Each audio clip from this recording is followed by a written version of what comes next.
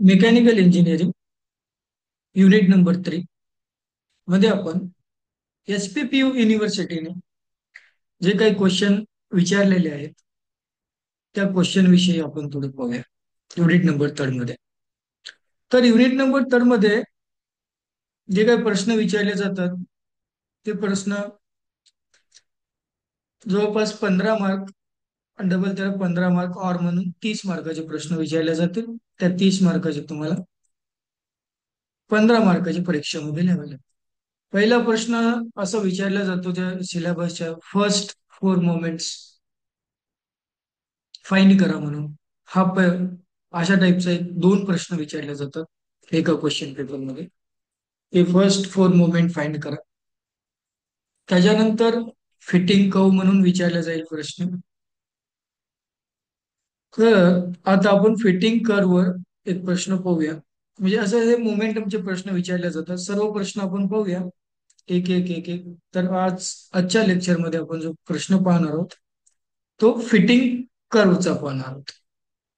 ते आता जे काही प्रश्न आपण डिस्कस करूया ते सॅम्पल म्हणून डिस्कस केलेले असतील 1-2 क्वेश्चन, आणि जे काही क्लासमध्ये शिकवलेले असतील ते अनसॉल्व क्वेश्चन पण आपण क्लासमध्ये काही शिकवलेले असतील. ते क्वेश्चन आणि हे क्वेश्चन जे मी डिस्कस करेल सॅम्पल म्हणून ते पाहिल्यानंतर तुम्हाला कळतं, म्हणजे एक्झाम मध्ये व्यवस्थित तुम्ही लिहू शकाल.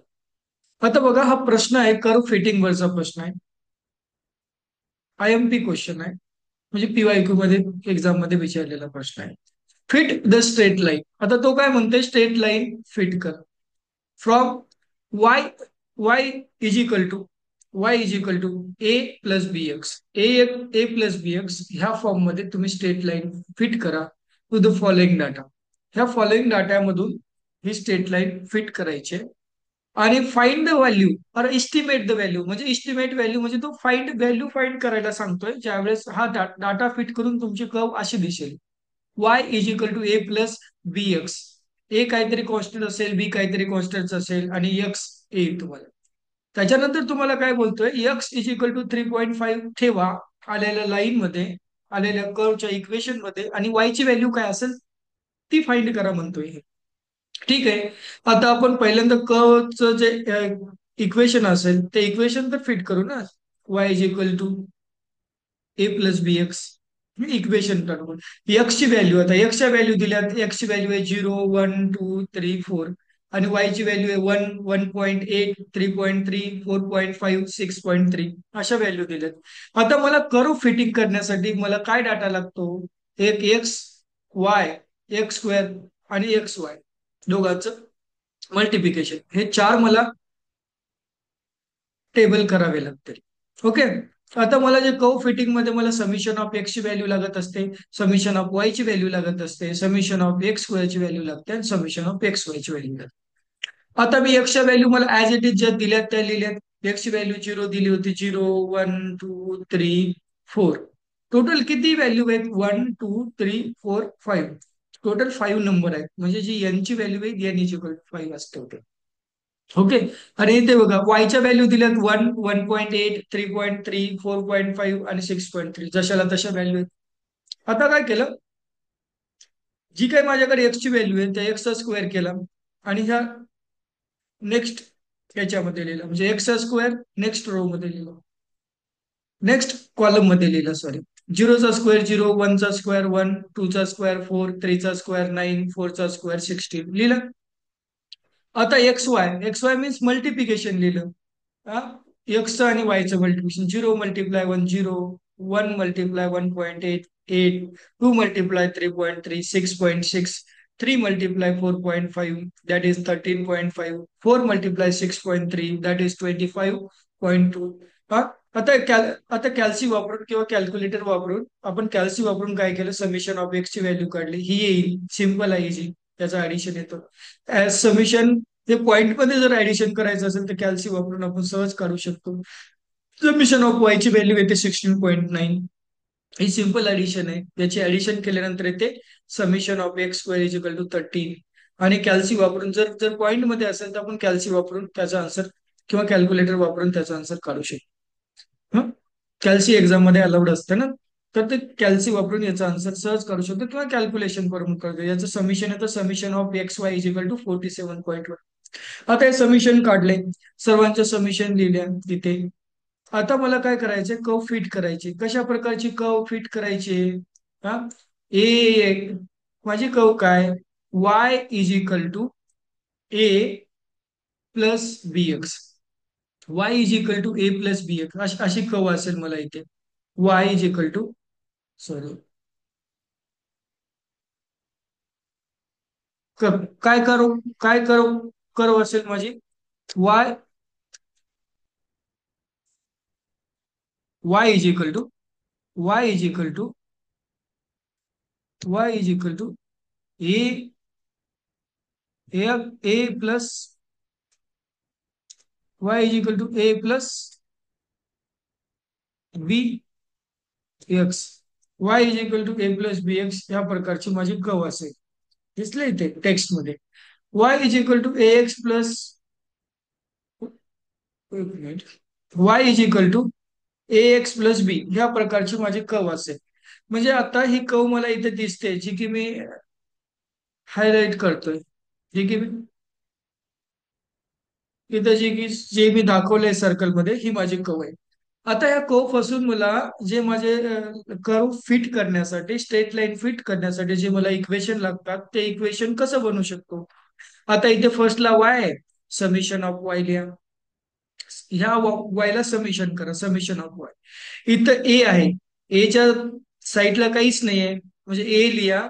एच्या बाजूला कॅपिटल एन लिहा. कॅपिटल एन म्हणजे नंबर ऑफ, तुमच्याकडे नंबर ऑफ जे काही एलिमेंट असतील, म्हणजे किती एलिमेंटचा तुम्ही अभ्यास करता, नंबर ऑफ, जे 1 2 3 4, जर 5 नंबर्स असतील तर 5 नंबरचा आपण लाईन फिट करणार आहात.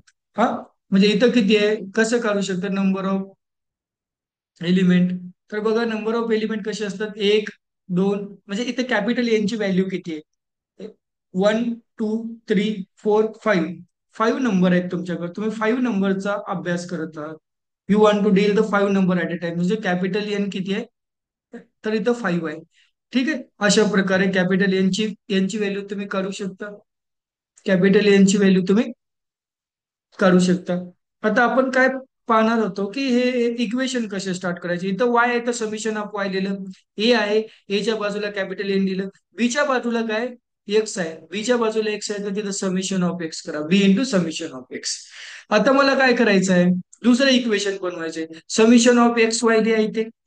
आणि एच्या बाजूला काय आहे, एच्या बाजूला अगोदर एन लिहिलं होतं, सेकंड इक्वेशन स्टार्ट करताना समिशन ऑफ एक्स लिहा.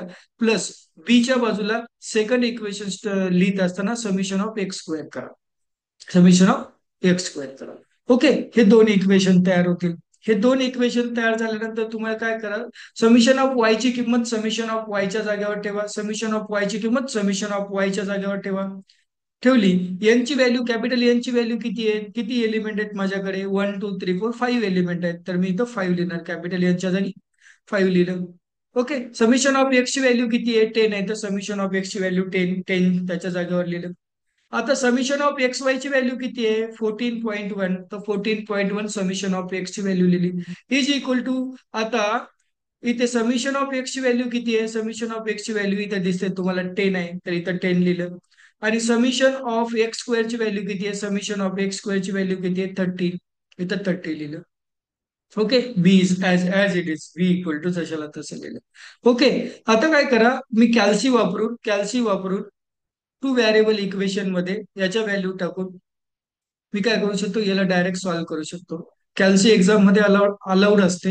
कॅल्सी मध्ये हे इक्वेशन च्या जे कोइफिशियंट टाकून जे आपण सॉल्व्ह करतो, कॅल्सी टाकून इक्वेशन सॉल्व्ह केल्यानंतर तुम्हाला ए ची व्हॅल्यू, कॅल्सी मध्ये याची कोइफिशियंट टाकून इक्वेशन सॉल्व्ह केल्यानंतर तुम्हाला ए ची व्हॅल्यू मिळते 0.72 आणि बी ची व्हॅल्यू मिळते 1.33. आता मला कर्व मध्ये जी लाईन आहे, हे तुम्हाला ए ची व्हॅल्यू बी ची व्हॅल्यू मिळाल्यानंतर तुम्हाला कर्व मध्ये जी लाईन तुम्हाला फिट करायची होती, ती लाईन कशा प्रकारे फिट करायची होती, Y is equal to A plus B x. आता ए ची व्हॅल्यू आली 0.72, इथं 0.72 लिहा. बी ची व्हॅल्यू आली 1.33, इथं 1.33 लिहा इंटू एक्स. ओके, आता ही आली तुमची लाईन. तुम्हाला फिट करायला सांगितली होती ना, ही actually this is your answer, ही तुमचं आन्सर आलं. Y is equal to this is straight line, ही कशी आहे स्ट्रेट लाईन आहे. तुमचं आन्सर काय आलं, एक मिनिट, तुमचं आन्सर काय आलं, वाय इज इक्वल टू, तुमचं आन्सर काय आलं, Y is equal to 0.72 plus 1.33 x. आता त्यानं काय विचारलं होतं आपल्याला, हे त्यानं आपल्याला असं विचारलं होतं की ह्या वायची व्हॅल्यू किती असेल ज्या वेळेस मी एक्स इक्वल टू 3.5 पुट करेल. तर काय करा, ह्या इक्वेशन मध्ये जे इक्वेशन दिसते वायची व्हॅल्यू, त्या इक्वेशन मध्ये एक्स इक्वल टू 3.5 पुट करा. ज्यावेळेस मी 3.5 पुट करेल त्यावेळेस मला वायची व्हॅल्यू येते y is equal to 0.72 plus 1.33 in bracket 3.5 या दोघांचं मल्टिप्लिकेशन केल्यानंतर आणि त्याच्यामध्ये 0.72 ऍड केल्यानंतर माझ्याकडे वायची व्हॅल्यू येते 5.375. 5.375. हे अशा प्रकारचं सिंपल प्रकारे गणित आपण पाहिलं. हे एक सिंपल रिव्हिजन एक्झाम्पल झालं. सिंपल एक एक पेजेसचं एक्झाम्पल असतं फिट द लाईन म्हणून. आणि असं दर वेळेस परीक्षामध्ये विचारल्या जातात, दर वेळेस परीक्षामध्ये येतो फिट द लाईन. आता बघा, हा हा प्रश्न तुम्ही पाहू शकता एक्झाम्पल म्हणून. एक्झाम्पल म्हणून हा प्रश्न पाहू शकता, 2022 ला प्रश्न विचारला. फिट द स्ट्रेट लाईन, याची पण प्रोसिजर सेम असेल. फिट द स्ट्रेट लाईन, आता स्ट्रेट लाईन आपण लिहू शकतो जशी की आपण सॉल्व्ह केली होती, Y is equal to M x plus C किंवा Y is equal to A plus B X. हा, अशा प्रकारे स्ट्रेट लाईन फिट करू शकतो. सेम क्वेश्चन, सेम क्वेश्चन 2022 ला विचारला, द रेजिस्टन्स ऑफ मेजर. आणि हा प्रश्न आपण क्लासमध्ये सॉल्व्ह केला होता. हा प्रश्न आपण क्लासमध्ये सॉल्व्ह पण केला, त्याचा आन्सर पण काढलं होतं. ओके. हा, नेक हा ह्या क्वेश्चनचा आन्सर पण काढलं होतं. नेक्स्ट क्वेश्चन म्हणजे नेक्स्ट जे व्हिडिओ बनवेल त्याच्यामध्ये याचा आन्सर पण देईल कदाचित काढून. मग आपण क्लासमध्ये काढलं होतं, क्लासच्या नोट्स तुम्ही यूज करू शकता. ओके. आणि हा हा पण प्रश्न आपण क्लासमध्ये घेतला होता. म्हणजे मॅक्सिमम प्रश्न आपण क्लासमध्ये जे जे इथं लिहिले, हा पण प्रश्न क्लासमध्ये घेतला होता. हा, आणि हा दिसतोय, हा पण प्रश्न आपण क्लास, हे PYQ आहेत युनिव्हर्सिटीचे, SPQ. हा पण प्रश्न क्लासमध्ये घेतला होता, 2023चा आहे, जून मध्ये PYQ विचारलेला. ओके. नेक्स्ट, नेक्स्ट क्वेश्चन तुम्ही पाहू शकता. हे बघा, फिट द स्ट्रेट लाईन, हा पण प्रश्न विचारला. हा प्रश्न मी तुम्हाला घेऊन दाखवतो की जे शेवटी मी नोट्स मध्ये लिहिलेला आहे. हा प्रश्न पण घेऊन दाखवतो आता, ह्या लेक्चर मध्येच घेतो.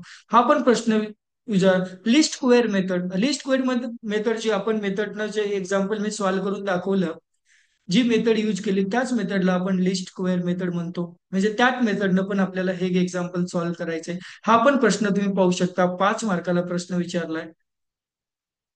ओके. आणि हे पण एक्झाम्पल आपण घेतलं होतं क्लासमध्ये. हा पण बघा, 5 मार्काला प्रश्न विचारलेला आहे. हा, म्हणजे मॅक्झिमम जे इथे मी जे सॉल्व्ह करून नोट्स मध्ये दिलेली नाही, ते मॅक्झिमम क्वेश्चन आपण क्लासमध्ये दोघांनी मिळून सॉल्व्ह केलेले आहेत.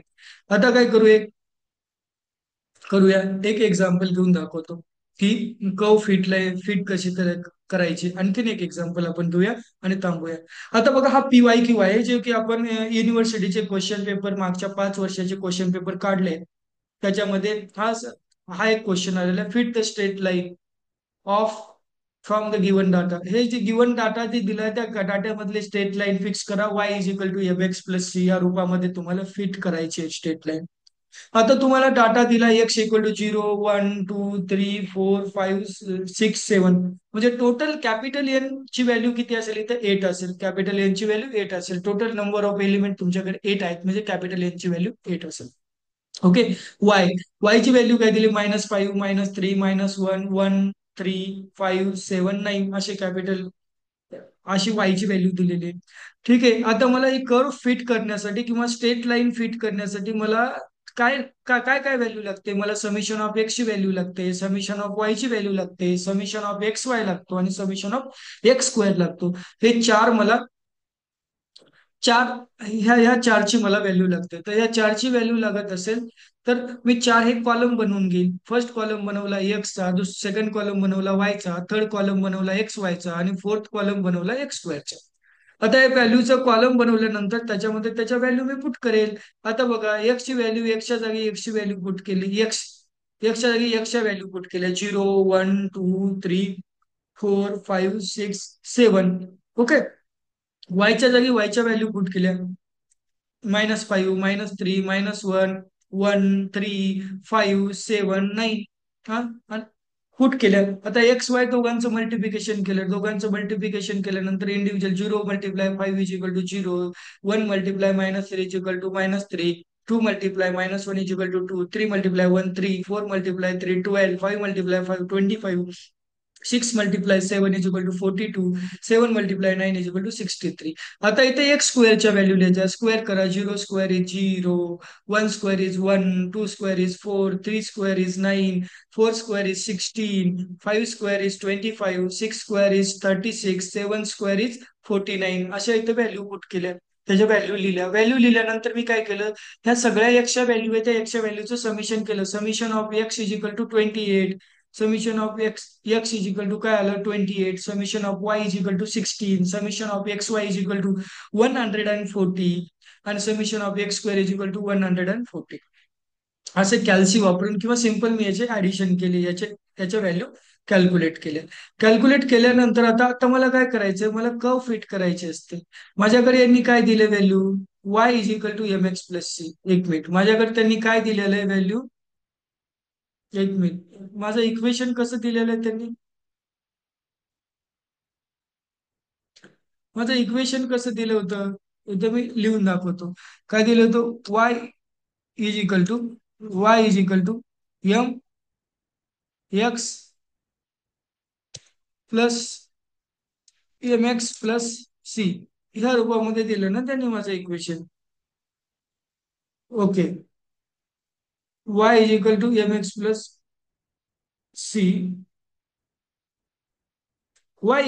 mx+c. या सिस्टम मध्ये माझं, ह्या रूपामध्ये माझं इक्वेशन त्यांनी दिलेलं आहे. हे दिसलं, y = mx+c. आता ह्या y = mx+c पासून मला जे दोन इक्वेशन फाइंड करायचे असतात, की जे दोन इक्वेशन वापरून मी माझे कर्व फिट करू शकतो. तर आता इथं बघा, समेशन ऑफ वाय दिसतोय तुम्हाला इथं, तुम्हाला फर्स्ट ऑफ ऑल वाय दिसतोय, जो की इक्वेशनच्या फॉर्म मध्ये मला फिट करायची आहे माझा डाटा. तर इथं वाय आहे, तर इथं मी काय लिहिलं, समेशन ऑफ वाय लिहिणार. इथं एम आहे, m m as it is लिहिलं. एमच्या बाजूला कोण आहे, एक्स आहे, तर समेशन ऑफ एक्स केलं. प्लस सीच्या बाजूला कोण आहे, कोणीच नाही आहे, तिथं कॅपिटल एन ची व्हॅल्यू 8 असते. मी सांगितलं 8 नंबर आहेत माझ्याकडे सगळे. सी ला ऍज इट इज लिहिलं. आता बघा, हा वाय, आता काय करा, जे इक्वेशन तुम्हाला फर्स्ट दिसतंय त्या इक्वेशनला समेशन ऑफ एक्स न समजा आपण मल्टिप्लाय केल्यासारखं करूया. तसं नाही. आता बघा, इथं काय करा, summation of x Y, summation of x Y लिहिलं. आता एम ला अगोदर समेशन ऑफ एक्स न एक्स होता इथे मल्टिप्लाय मध्ये, तर एम ला काय करा, समेशन ऑफ एक्स स्क्वेअर लिहा. येते काय, एक्स स्क्वेअर लिहा. प्लस सीच्या बाजूला काय होता, सीच्या बाजूला एन होता, तर इथे काय करा, समेशन ऑफ एक्स घ्या. समेशन ऑफ एक्स लिहा. इथं बघा, इथं काय इथं तुम्हाला वाय दिसेल, इथं एक्स दिसेल, यांच्या बाजूला काही, सीच्या बाजूला काहीच एन दिसेल, एक्स नाही दिसणार. इथे एक एक्स एक्स्ट्रा आला, इथं पण एक एक एक्स्ट्रा आला, इथं पण एक एक एक्स दिसेल तुम्हाला, एन निघून जाईल यांच्याकडे. म्हणजे हे दोन इक्वेशन इथूनच तयार होतात, की जे तुम्हाला इक्वेशन इथं दिसते त्याच्यापासून तयार होतात. ओके, इक्वेशन तयार झाल्यानंतर हे मला डाटा लागतो, तर हे डाटा आपण कलेक्ट करूया तिथे. आता काय होईल इथे, आता बघा, समेशन ऑफ वाय ची किंमत 16 आहे, समेशन ऑफ वायच्या जागेवर लिहिली. आणि एम समेशन ऑफ एक्स ची किंमत आहे 28, समेशन ऑफ एक्सच्या जागेवर 28 ठेवली. आणि कॅपिटल एन ची किंमत आहे 8, इथे 8 लिहिली. समेशन ऑफ एक्स वाय ची किंमत जी मी कॅल्क्युलेट केलेली आहे ती 140 आहे. आणि समेशन ऑफ एक्स स्क्वेअरची जी किंमत मी कॅल्क्युलेट केलेली 140 इंटू एम आय लिहिली. प्लस समेशन ऑफ एक्स ची किंमत 28 आहे, ती 28 त्याच्या जागेवर लिहिली. ही माझ्याकडे इक्वेशन 1 आणि इक्वेशन 2 आले. हे इक्वेशन सहज मी कॅल्सी वापरून पण सॉल्व्ह केल्यानंतर, एक तुम्ही कॅल्सी वापरू शकता. कॅल्सी वापरून सरळ या इक्वेशनचे कोएफिशियंट टाकल्यानंतर तुम्हाला डायरेक्टली व्हॅल्यू मिळून जातील. हा, हे कॅल्सी पण वापरा किंवा असं पण सॉल्व्ह करू शकता तुम्ही. याला 4 तुम्ही डिवाइड केल्यानंतर होतं 4 4 16, 4 येईल ह्या इक्वेशन 1 ला. सिंपल सोपं आहे, तुम्ही कॅल्सी मध्ये टाकून कॅल्क्युलेट करा. तुम्ही आता सिंपल पण दाखवेल, विदाऊट कॅल्सी इथं करून सॉल्व्ह करून दाखवेल तुम्हाला. तुम्ही तुमचे आलेले कॅल्सी मध्ये आन्सर आणि माझे आलेले विदाऊट कॅल्सीचे आन्सर हे सेम असते. ओके, आता बघा, इथं काय, 4 न डिवाइड करा सर्वांना. 4 न डिवाइड केल्यानंतर 4 4 16, 4 बनेल, 4 7 28 येईल. आणि इथं 8 ला 4 ने डिवाइड केल्यानंतर 2 बनेल. हे इक्वेशन नंबर 3 म्हणा. इथं पण काय करा, इथं इथं तुम्ही 28 न मल्टिप्लाय करा. 28 मिळेल. 28 5 जा 140 मिळेल. आणि 28 ला 28 ने डिवाइड केल्यानंतर 1 मिळेल. ते आलं इक्वेशन नंबर 4. आता इक्वेशन नंबर 3 आणि इक्वेशन नंबर 4 ला सॉल्व्ह करायचं आपल्याला. इक्वेशन नंबर 3 आणि इक्वेशन नंबर 4ला आपल्याला सॉल्व्ह करायचे. तर मी काय करेल आता, सॉल्व्ह करत असताना तुम्ही बघा इक्वेशन नंबर 3 आणि इक्वेशन नंबर 4 कडे. इक्वेशन नंबर 3 आणि इक्वेशन नंबर 4 कडे पहा. आता मी काय करेल, त्या इक्वेशन 4ला 2 न मल्टिप्लाय केल्यानंतर इथं बनेल 10. पूर्ण इक्वेशनला 2 न मल्टिप्लाय करेल. कारण मी सी चे दोन कोइफिशियंट आहेत, ते दोन कोइफिशियंट सेम करेल आणि सी ला इलिमिनेट करेल. त्याच्यासाठी मी इक्वेशन 4ला 2 न मल्टिप्लाय करेल.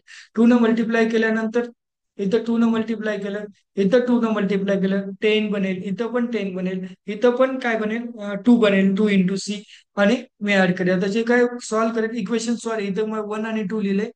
तर इक्वेशन 3 आणि 4 मी सॉल्व्ह करेन. इथं आहे 3, इथं आहे 4. इक्वेशन 3 आणि 4 सॉल्व्ह केल्यानंतर माझ्याकडे काय बनेल, याला 2 न मल्टिप्लाय करून घ्या. 2 न मल्टिप्लाय करून गेल्यानंतर फोर्थ इक्वेशनला 2 न मल्टिप्लाय करून घेतल्यानंतर माझ्याकडे 10 बनेल. 10 equal to 10m plus 2c. 10 equal to 10m plus 2c. आणि जे थर्ड इक्वेशन आहे, ते third equation as it is लिहा. 4 equal to 7m plus 2c. लिहिलं फोर्थ इक्वेशन. म्हणजे जे आता फोर्थ इक्वेशन हे सबट्रॅक्ट करा. सबट्रॅक्ट केल्यानंतर जे हे फर्स्ट इक्वेशन इथं लिहिलं, त्याच्यामधून सेकंड इक्वेशन सबट्रॅक्ट करा. आणि सबट्रॅक्ट करत असताना साईन चेंज होतील. साईन चेंज झाल्यानंतर काय होतील, हे 2c प्लसचे प्लसचा 2c मायनसचा 2c कॅन्सल होऊन जातील. कॅन्सल होऊन जातील इथे, कॅन्सल होतील. आणि बघा 10 मधून 4 सबट्रॅक्ट केल्यानंतर 6 येतील.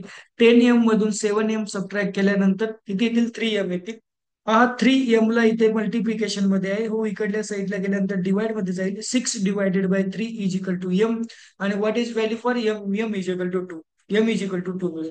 आता ही आलेली m ची व्हॅल्यू इक्वेशन 4 मध्ये पुट करा. m ची व्हॅल्यू इक्वेशन 4 मध्ये पुट केल्यानंतर मध्ये पुट केल्यानंतर काय मिळेल तुम्हाला, 5 equal to 5 multiply 2 plus c.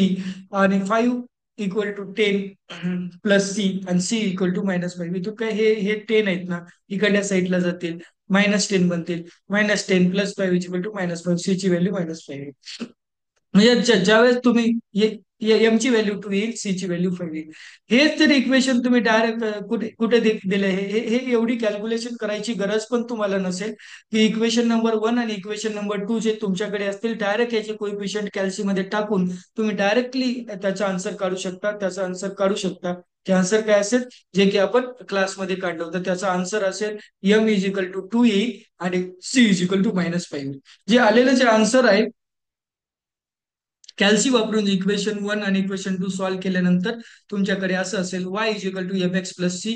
y equal to 2. एमच्या जागी 2 एमच्या जागी m ची व्हॅल्यू ठेवा 2.